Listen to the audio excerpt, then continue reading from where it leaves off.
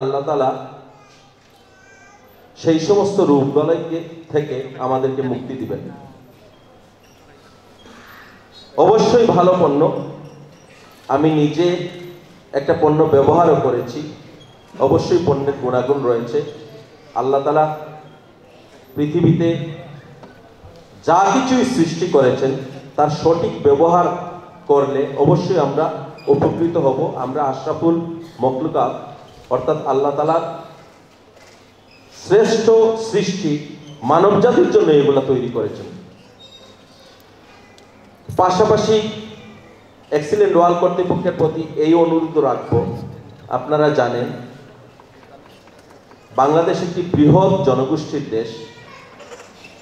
এই দেশে নিম্ন শ্রেণী এবং সাধারণ মানুষের সংখ্যাই বেশি।